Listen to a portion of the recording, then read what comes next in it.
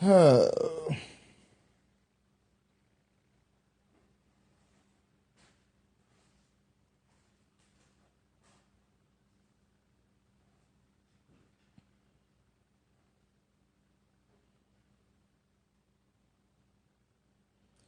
evening. Good evening. You guys come into the room. Tell me how your day is going. Tell me how your day is going. Mine has been very, very, very, what I want to use for today. My day has been interesting. That's about the best way I can put my day. My day has been interesting. You guys tell me how your day is. Hello, how you doing?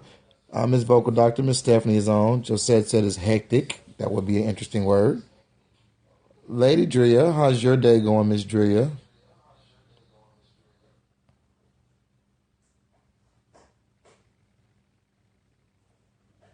Should go through here. Let's see here. Meaningful. I like it. Tell us your story. What story? I don't know what. Tell us your story. What story you want to hear? Oh, okay. Let's see here. Today has been interesting. Just yeah, I don't want to tell y'all my story. I got some work done late last night. If you guys, I think Stephanie, you got the email I sent out. I think the last email I sent out was probably about 1:30 this morning. It's about the people who actually purchased properties. Wanted to get them the information about their property as much as I could ascertain. It's also some links, present them with pictures, all that stuff, things to that extent. I keep saying the property. I have to correct myself. You did not get the property. You got the first lien position on the property, and you have the right to foreclose within 120 days of them not paying the property taxes on that property. So that being said, that's how that goes. Is what goes. That's what went with there. And then I decided to sleep in this morning. I was very, very, very, very tired. I woke up. I'm an hour. I'm in another place. It's an hour.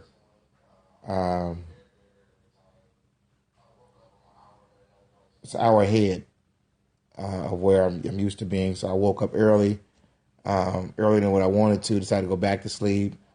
Then I had another conference call to come in. That's right.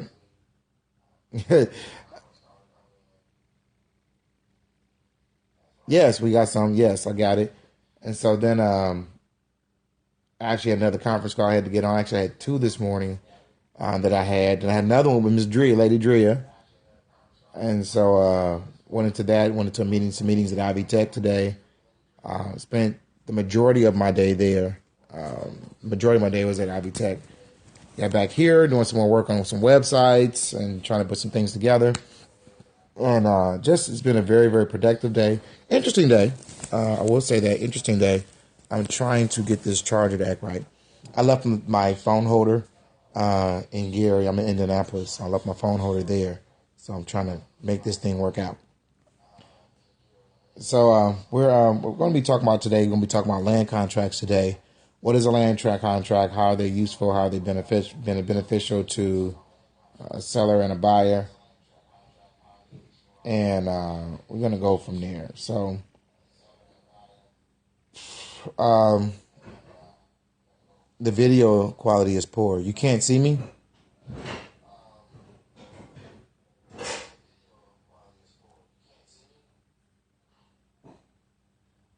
Because is the lighting, it's better. I haven't done anything different.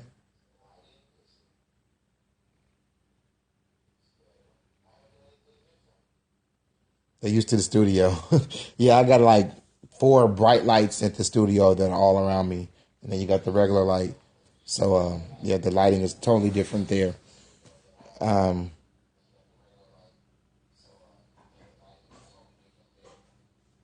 I think everybody, I was talking to Lady Drea this morning.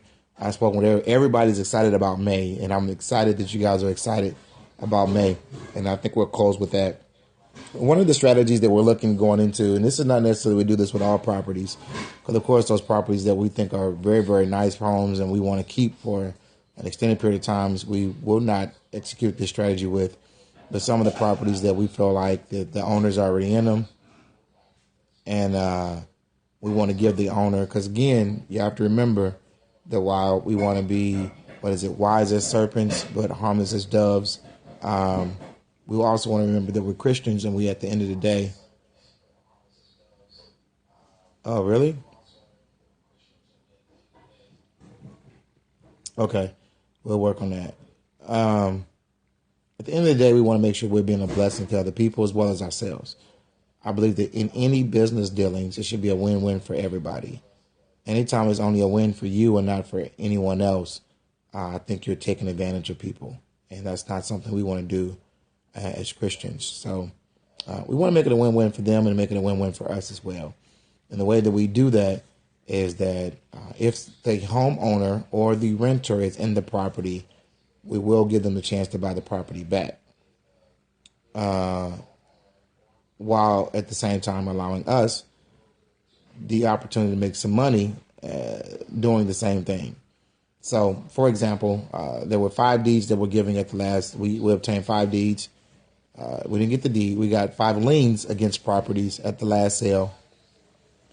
I know 4 of those liens are actually those properties are actually occupied. So when that property is actually redeemed, when we redeem that property, when we actually petition for deed to the property, and that deed is actually issued by the county, we would then knock on the door, or at least I will, knock on the door and have a conversation with the person that's in it. We want to find out if they're renting it, if they're owning it. If they're there, either they need to start making plans, and I'll give them 30 days to vacate the property, or they must sign a lease and start renting that property from us, or we'll actually give them the opportunity to buy that property back. If we're going to sell the property back, we're going to sell it back at a higher price. For example, let's say that we bought the property for $2,000, and it cost us another $1,500 to actually obtain the property. So it's $3,500 investment into the total property, which I think is really good to buy a house for $3,500. So yeah, that's a plus. So at that point, what we would do is ask for a down payment on the property, which would probably be about 10% of the asking price of what we're going to be selling the property for. Now, 10% in Gary is not as high as other states like Texas. Texas, they ask for 10%, but it's 10% of $100,000. In Gary, we'll be like selling the property for between $30,000 and $35,000. $30,000 to $35,000 is either $3,000 or $3,500 down. If they don't have it, depending on the circumstance, we might be willing to work with them. But my goal is to recoup 100% of the investment that I have in the property up front. That's our goal. So, for example, if, I said maybe, and the reason I said try to work something out for them, I said, no, maybe try to work something out with them, is because of this. They can always lease the property back from us or rent the property back from us instead of doing a contract for deed, or another word for it is land contract. We'll talk about that, what that is in a minute. If they cannot, they're going to do one or the other. They're going to either rent the property, or if they rent, they don't get the chance to buy it back. They're coming to a tenant like anyone else. If they choose to go with that action, that's fine. We're going to need first month's rent, and we're going to need first month's deposit, which is, at $700 a month rent, that's $1,400. And if you're going to do a land contract, it'll be 10% of the selling price. It says $30,000. We need $3,000 down. And what that does is recoup our investment up front. That's what we want to do. Now, some of the advantages that we have of doing the contract for deed, which is really one of the strategies I want to go into with that. The strategy is that anything that's wrong with that property when they sign it, we don't have to go in there and fix that property up, which means that we don't have to go in, we don't have to clean any carpets, we don't have to paint, we don't have to redo any windows. Any problems that they had before we actually acquired that property, they're still going to have, but they're still responsible to fix it. We're not responsible. If we come in as a landlord, we won't be responsible for painting and all that kind of stuff because that's there. But if that hot water heater goes out, we're responsible. If the plumbing has some issues, we're responsible. If some electric, exactly. But if the electrical goes out, we're responsible. And those are some issues we don't know what's going on inside the house. Those are some issues that we don't want to have to deal with. Remember, we're investors. Our job is to make money, not spend money. And so since that's the case, I would rather go in and do a land contract instead of doing a rental. Now, one of the disadvantages of that is that if you're looking to be a landlord over the next 10 to 15 to 20 years, typically a $30,000 house mortgage is what a car would cost. So I wouldn't be willing to, I want my money back now. I don't want to finance or do a land contract for 30 years, 15 years, 10 years. I'm looking at like 3 to 5 year contracts, and a 3-year contract at like 15,000, which I wouldn't be willing to do. It would have to be, I'm looking at 30 plus. Minimum is $30,000 for the home. If they can't do it, not willing to do it, then they got to go. We want to offer them some ways to get it back. But if they choose an alternative, then that's fine. My job really sincerely is protect the property. I want to look after the person that's there, but I sincerely want to protect our property. That's what my main concern is. And so the way you do that is actually befriend them, offer them other situations and what they can do in order to make sure that the process is peaceful. So in a situation, well, let's talk about what a land contract is, and we'll talk about some of the benefits and what some of the, I guess you can say, no.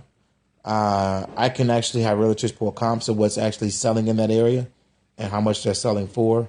And based on the selling prices that we know based on comps, because an appraiser is going to cost you $300 to $500 when we can just pull comps and have a realtor pull comps, say, hey, listen, send me 4 or 5 comps in the area of this address. And, you know, we can treat her to lunch or give her a tank of gas or a gas card or something. They'll do it for us as a favor. I know plenty of realtors. Plus, I got one I work with all the time. She pull comps. If you guys don't know what a comp is simply a home that's sold in that area that's comparable to the home that you're trying to sell. So a home that's already sold in the last 12 months, that's when usually within a 2-mile radius of that home, that's sold in the last 12 months, that's comparable. So it's similar square footage, similar year build, similar rooms. When I say rooms, the number of rooms in the house, when I say that, it's bedrooms, bathrooms. And you say, okay, my house is fenced in, it's a corner lot, theirs is not, so we get a plus rating for that. But they got 2,000 square feet, ours is only 1,500, we get a negative for this. And you can kind of figure out what the value of your home is based on the comps. You don't have to do a real appraisal. Now, if the homeowner wants to do a real appraisal, that's fine. But if the appraisal only comes back at a lower price, I'm not moving on that.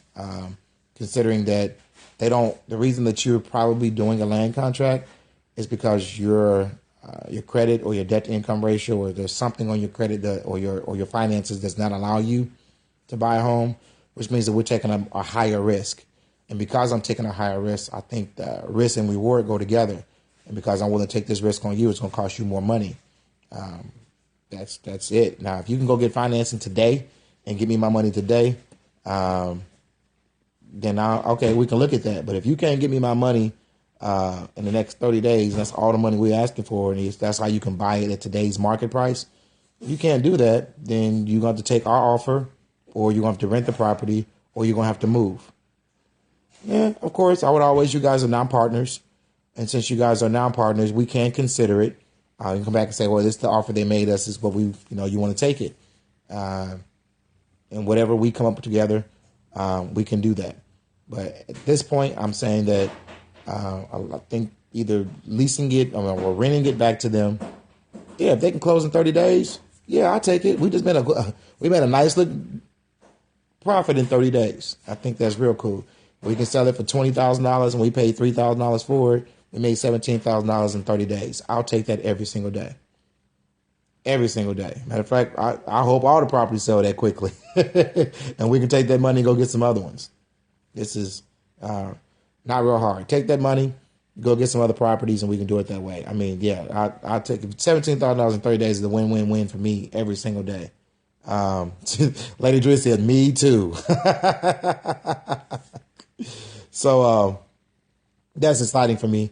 But that's the problem, is that if they can get the property, if they can get financing within 30 days, then they probably wouldn't have ended up in a situation where they couldn't pay the taxes on the front end to begin with. that's how they ended up there. Because all they would have to do was go and refinance the property. And by refinancing the property, they could have paid the property taxes up. And that's what it is. So we can help them actually get the home ownership back, get their home back and things to that extent by making a deed for a land contract. And they can actually purchase that property again. What we don't want to do and what we want to make sure of is that we don't end up back in this situation. So one of the requirements will be that they have homeowners insurance and they pay the taxes. And we can actually escrow that ourselves and set up an escrow account where that money would sit in escrow until the property taxes are due, and we would actually accept responsibility for that. Or we can make it part of their contract, their lease, or their land contract, or their deed, contract for deeds, another one is called. Make it part of their contract, and if they don't pay it in a timely manner, then they automatically forfeit the contract, and so then they have forfeited all the money they invested in the property, and we can actually foreclose. And so I know earlier today I was talking to some people who did not understand exactly what seller financing is. How do you do a deed contract for deed or a land contract? And so I want to try to explain it to the group, because I know the people I was talking to earlier didn't understand it. So I said, let me try to break this down in the most simplest forms. Have you ever found a car lot and they say, buy here, pay here? If you found a car lot that got the signs, buy here, pay here, that's the same thing that we're doing with a house. When you go to buy a car and you go to a buy here, pay here place, they'll give you the car and they say, we're going to sell you this car, we'll say for $5,000. You bought it here, you pay for it here. You don't have to go and get a auto loan from a mortgage company, from an auto loan company. You don't have to do all that. You bought the car here, you pay for the car here. And what they're saying is that you bought the car for $5,000. You did not take them $5,000 when you took the car off the lot. They entrusted you with the car that you're going to pay so much, and usually buy here, pay here places per week. But for this example, we'll say per month. I say it's $400 per month, $100 per week, $400 per month. And your payment, your total price of the car is $5,000. So, within 48 months, within if it's $100 a month, or $400 per month, you're looking at 12 months, you're looking at $4,800 you just paid them within 12 months. So you're paying every single month. 4 times 12 is 48. You paid them $4,800 in that 12 months towards the car. So usually within 13 months, it sounds like you would actually own the vehicle. So they financed the car for you at whatever rate they decided to charge you for the car, but you did not have all the money up front. So another example would be, say, you got a pencil. I want the pencil. You say, okay, George, the pencil is going to be $10. And I said, well, I don't got $10. You say, okay, well, I'll give you this pencil and you pay me $1 a day for the next 10 days. Well, you just financed that pencil to me. You became the finance agent and I became the person who is paying on the financing for that pencil. Every day I paid you $1 a day for the pencil. That's an expensive pencil, by the way. But you got $10 for the pencil, and you actually financed that the way the car would be doing. We're doing the same thing with the mortgage. We're saying, hey, you don't have $30,000 for this property, so I'm willing to give you a contract. And at the end of this contract, you will get the deed. That's why it's called contract for deed or a land contract, which means you have a contract for the land of the property. Those are the two most familiar terms for it. But we're saying we understand you don't have the credit to probably buy the property outright. You don't have the money to buy the property outright. So we're willing to take the risk of financing this property for you at a particular period of time. Now, the day they sign that contract is the day they begin to get ownership of the property, although we have a lien against the property because we become the mortgage company.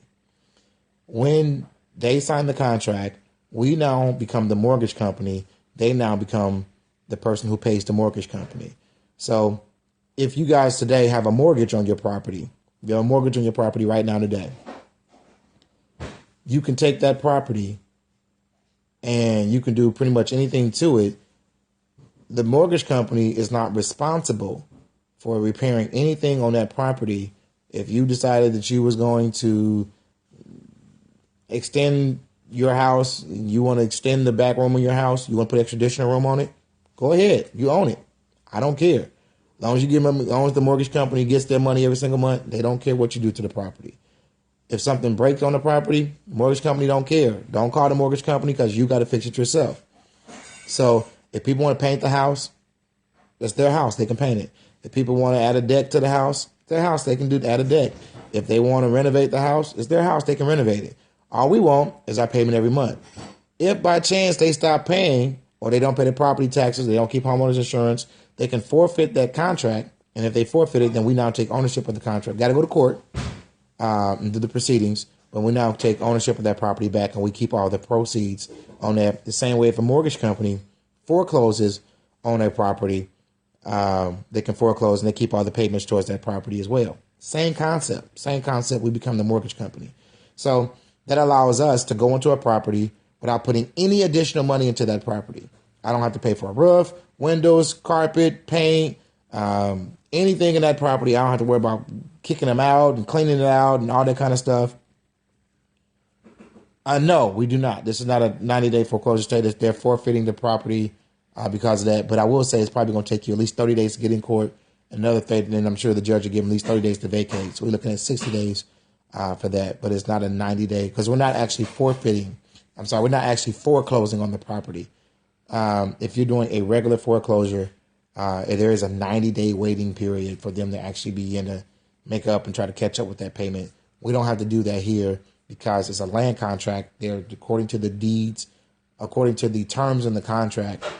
We have now been able to say that they forfeited or they did not operate according to the contract. They forfeited on the contract, and so we can actually now take that to court and do that as well. And so, that's what land contracts are different than actual mortgage. Even though we become a lien holder and we act as a mortgage company, we're not actually a mortgage company, and so there's a benefit in that we don't actually have to go through the foreclosure proceedings, which can get kind of ugly and just not something I really want to do. If we have to, we can. Just not something I really want to do.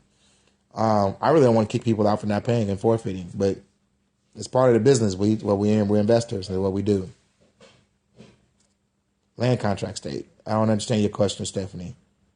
The land contract state. As far as are you speaking of the 90-day process? Damon looked it up for me to make sure, but I believe that I'm right. Your state. Yeah. I know Tennessee is not. I haven't researched Indiana yet. And I'm trying to think back from the past. I really don't remember. But yeah, I'll go ahead and research that and see if it's a 90-day land contract foreclosing state. I know Tennessee is not. I've done and implemented land contracts there in that state before, and it's not. And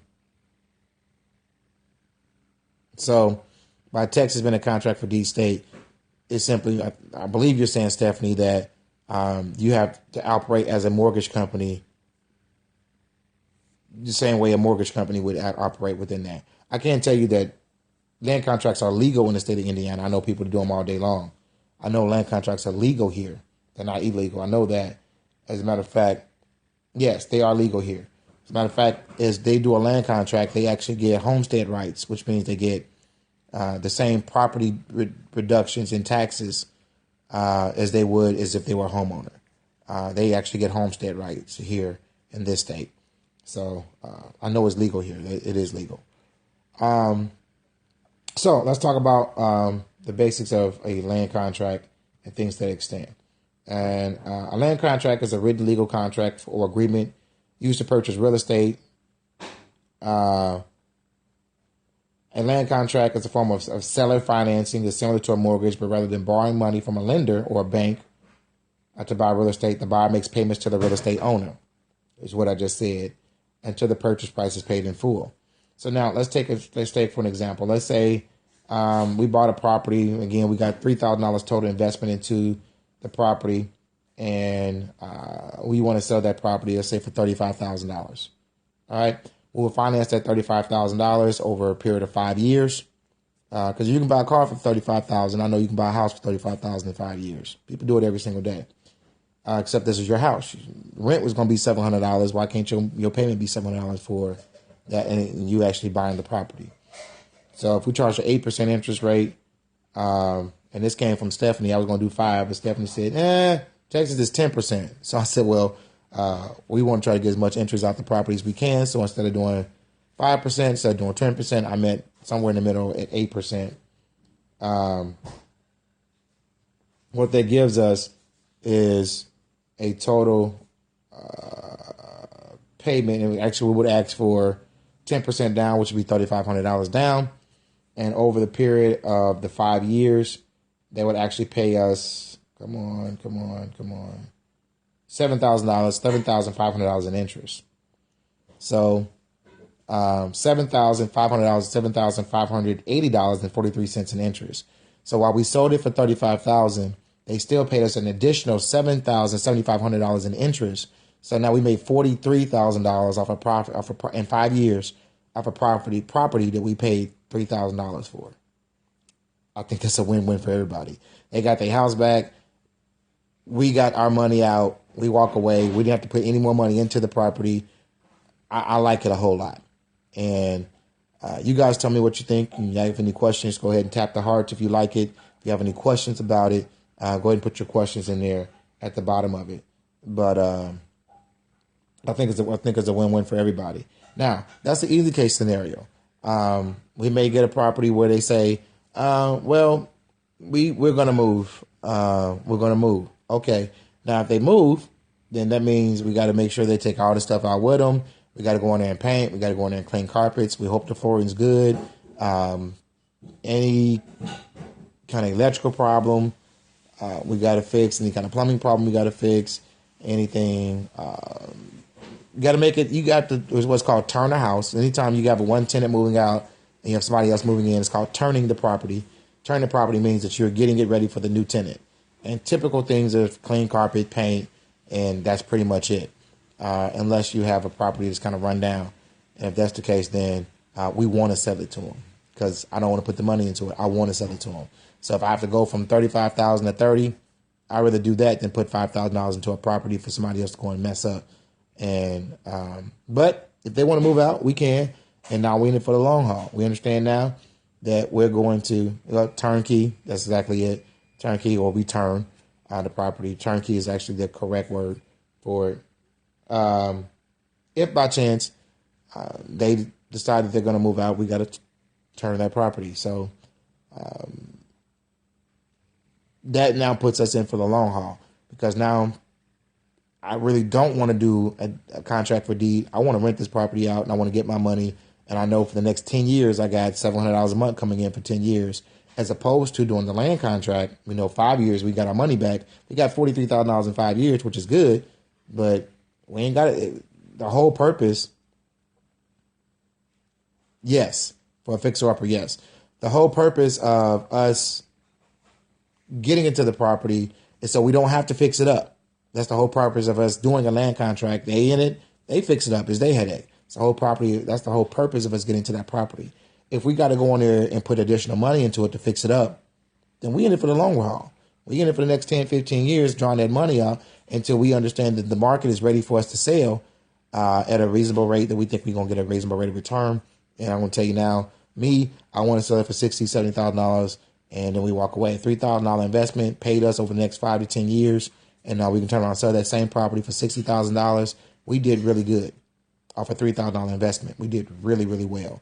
And so now that income that you guys have coming in, you're putting it up so you can get ready for the next tax sale. And we take all that money, we put it into the big pot. We go in there, and now we actually in it as a club.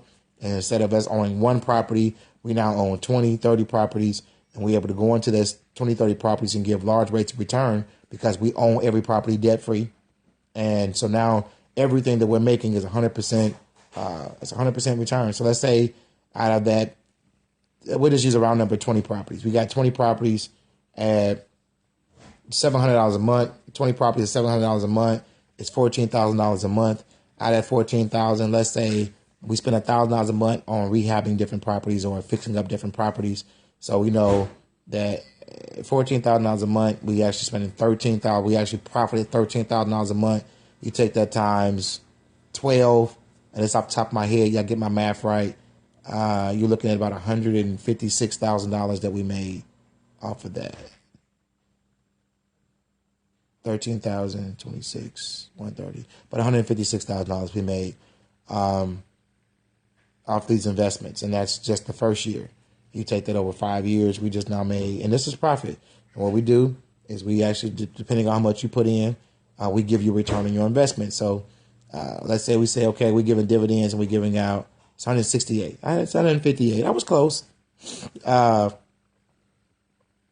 say, not based on the size of your investment. Let's say, okay, we can afford as a group or as a corporation, we're going to give out 40% returns on the investment. If you put in $10,000, you got a 40% return on that particular investment, you just did pretty good, really well. I can tell you now, you're not going to get that any place else in the country.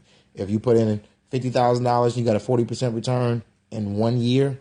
In 1 year, 40% return is unheard of. But because all these properties are debt free, everything is strictly profit. The company that we've established is profitable, and the people who are getting the dividends off of that is profitable. You can't beat it anywhere else in the country. You can't find another investment that's going to be able to give out the rate. If they redeem the properties, we know that's a 10% rate of return because it's a 10% penalty in the state, and we get that 10%. So that 10% is then passed back on to the minimum that we're going to be able to obtain these properties for and give our investment for is 10%. We know that off top. That's the minimum. So when you start saying, what do I want to put my money? Do I want to put it in a 401k? Do I want to put it in my IRA? Do I want to put it in this mutual fund or this money market account or this CD or this bond? I believe in diversification. I do. But I will say this. You want to put your money where it's going to make the most money. You want to put your money where it's going to make the most money. And so I'm telling you now that I would encourage people to start looking at rolling and moving that money over to what's going to actually make you a 20. And listen, we got 25% returns on $100,000. You made $25,000 on 25% return in 1 year. That means in 4 years you just in 4 years you doubled your money. That's crazy. It's ridiculous. And I can guarantee you, I see this thing growing and growing and growing and growing. And I spoke with some other people this morning who also see this thing expanding, because when you start telling family and friends, I'm getting a 20% rate of return on my investment, they're going to say, what are you doing? Because they're not getting those rates of returns. When you start saying, I'm getting a 30% rate of return on my investment, I guarantee you heads are going to start turning. Is it legal? Is it a Ponzi scheme? Is it this? No. We're buying property debt-free for $3,000, $4,000, putting people in it, and we got 100%. I mean, like, our rate of return is almost unlimited. And everybody's happy.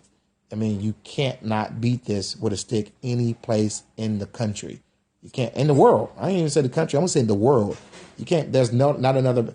If somebody can convince me there's a better investment into it, I guarantee I'll sign up for them today. I don't see a better investment anywhere else in the world than what we're doing here. I just don't see it.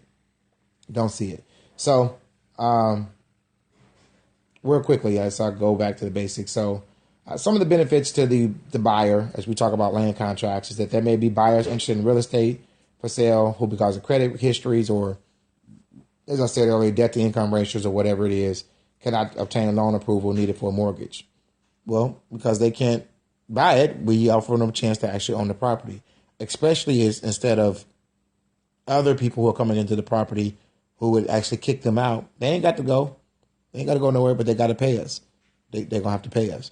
And I can tell you now, before everybody ain't going to qualify for a land contract because they got to have a job. We would go into this, you're looking at this, what's called, you need to get out more. But you trying to say I don't have a life, Miss Drea?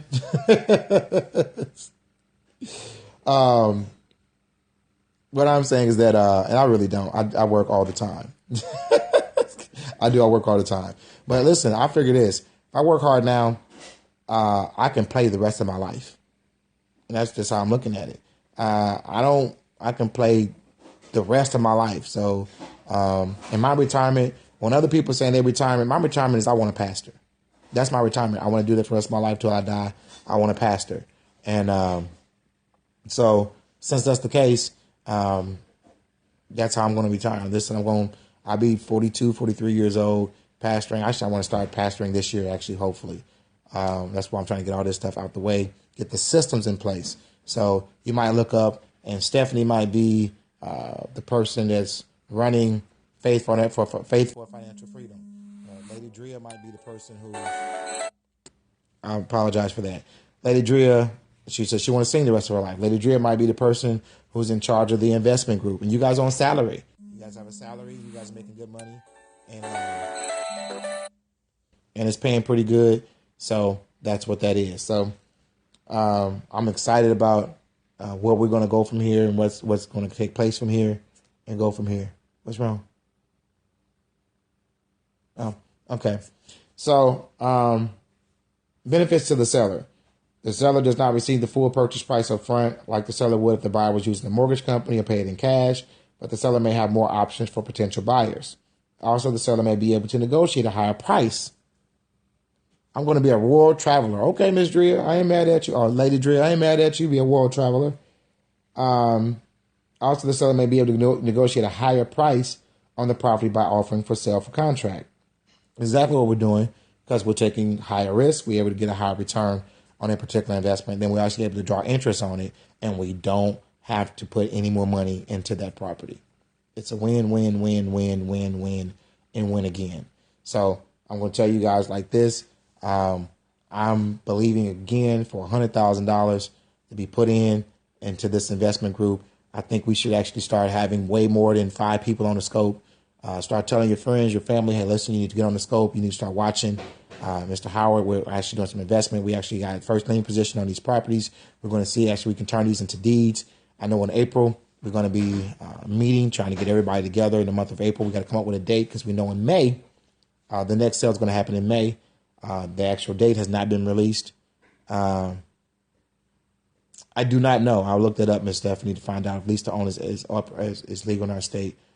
And if it is legal, what are the parameters within that? Because I know since 2008, since they actually redid the whole mortgage industry and regulated a whole lot of things to do with the housing industry, things have changed. And so we want to look into that to ensure that we are operating within the legal constraints of our state. But yeah, lease option is another way that we can go about it, but we want to make sure that we're legal. And I'm not opposed to at all, making sure that we get a real estate attorney involved to ensure we dot our I's and cross our T's, because we only pay them once. Once we got our systems in place, we already got our contracts. We know what the law is. It might cost us $2,500 to make sure we do anything legal, and then we can go from there. And plus, it's a tax write-off. We don't have to worry about it. We just go from there. It's not a big deal. So that is another option as well. But does anybody have any questions about a land contract and what it does, or about seller financing? Go ahead and type that in now. We're going to open it up for question and answers. We're going to go from there.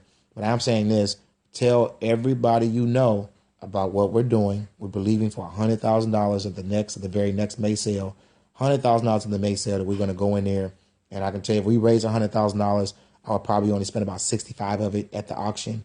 The other 35,000 would be for us to hold in escrow in case we need to fix up some properties. Because if we buy 20 properties, $35,000 is not a lot of money to fix up 20 properties. And we don't know. Yes, they have to be the attorney has to be at least licensed in the state of Indiana, or they can be disbarred. You cannot practice in a state that you're not licensed in. So they have to be at least licensed in the state. Now, if they just actually giving out information and not charging for the information, then they don't have to be licensed, because that's just research, like we're doing research and saying, hey, this is what's legal or not legal in your state. That don't have to be licensed, but to actually represent and do any kind of paperwork, when you do any kind of documentation or accept any kind of fees for services, you have to be licensed in that state and what you're actually doing the transaction in. So that's what that is. So hopefully, I don't see any questions coming across the screen. So hopefully on tomorrow, I'm telling you this now, I'll be traveling on tomorrow. So I will not be doing a scope on tomorrow. I'll be traveling on tomorrow. I will not be doing a scope on tomorrow. So Fun Filled Financial Friday. We will not have it this week. So the champion is still Ms. Leslie is still our champ. Your question is off the scope. No problem. I'll call you when I get off the scope, Miss Stephanie. But Miss Leslie will retain her title this week, and she's gonna take the title into next week. And so we won't have a scope tomorrow morning. We won't have one tomorrow evening, and we'll go from there. And it doesn't look like we have any questions. So if you guys like what we're talking about, that's right. Happy Resurrection Weekend. I don't use the word Easter, Demond. I'm sorry. And we'll actually. That would have been a really good scope this morning. Easter. I didn't even think about it. Why I don't use the word Easter, and why I really don't even like. Well, y'all might say I ain't Christian, but all I can tell you is Halloween and Easter have a lot in common that most people don't understand. Halloween and Easter have a lot in common that most people don't understand.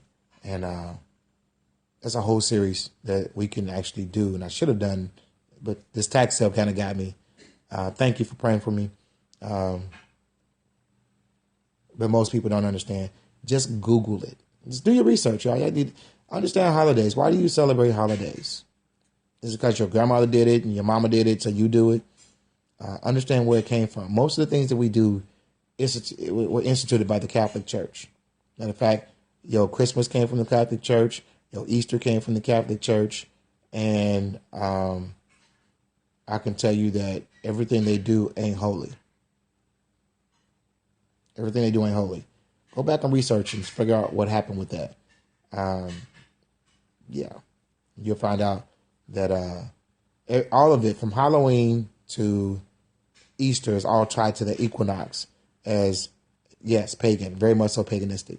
So I'll tie to the equinox as the days begin to get shorter. The days begin to get shorter, and they go into the winter solstice, the winter system. I'm sure y'all heard of winter solstice. That's where Christmas comes from. And I know I pronounced that wrong. Sorry. And then as you guys come back to Easter, why Easter is always on a different day. It's because the equinox is always on a different day. It's because it's tied to the equinox.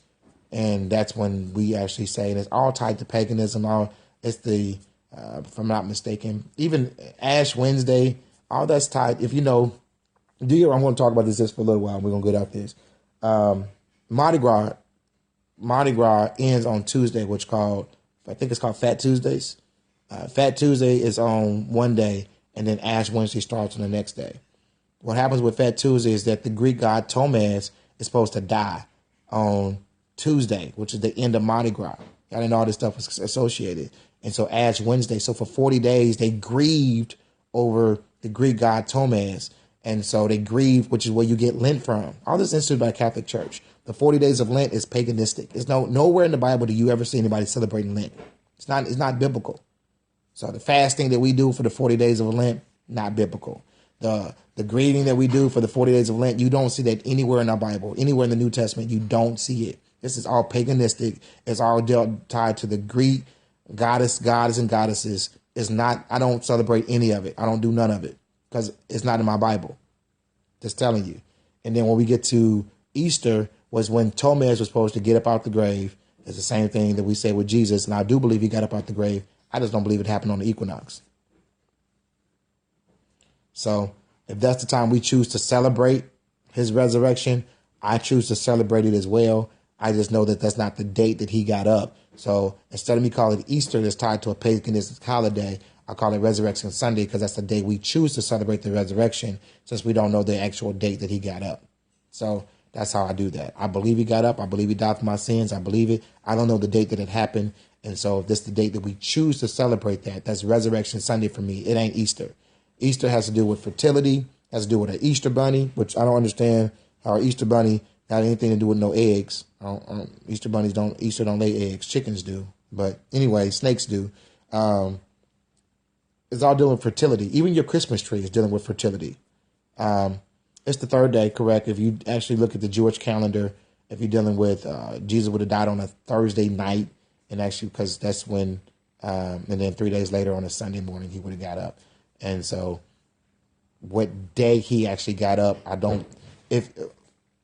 put it this way. if Jesus got up on April 15th, then that means that every year at April 15th, we should celebrate his resurrection. Why does Easter move, or we can say the second Sunday in Easter, second Sunday in April?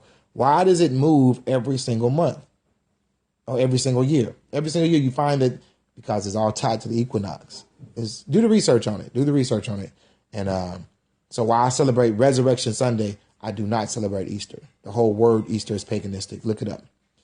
So that's our Bible study for today. That's our small Bible study for today. Research me, make sure that I'm correct, hold me accountable for what I say.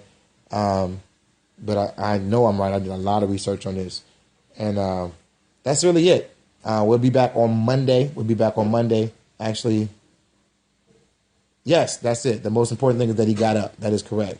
If he didn't get up, there would be no forgiveness of sins. There wouldn't be any resurrection. There wouldn't be him coming back because he's already dead. The most important thing is that our Lord and Savior Jesus Christ got up. And he got up. Not only did he get up, but he got up with all power in his hand. He's already defeated the enemy. He's already reconciled us back to who he is. He's redeemed us. We've been redeemed. We've been reconciled, and we're back into the body of Christ. Even those who are outside Judaism, when they pierced him in his body, they opened up another hole for us to be engrafted into the body of Christ. And so we're now in the body of Christ. Matter of fact, we're no longer enemies, but the Bible says that we're sons and daughters of our Lord and Savior, sons and daughters of our God, and we're brothers to Jesus Christ. We're co-heirs with Christ. All of that because he got up. If he didn't get up, then all of this other stuff is meaningless.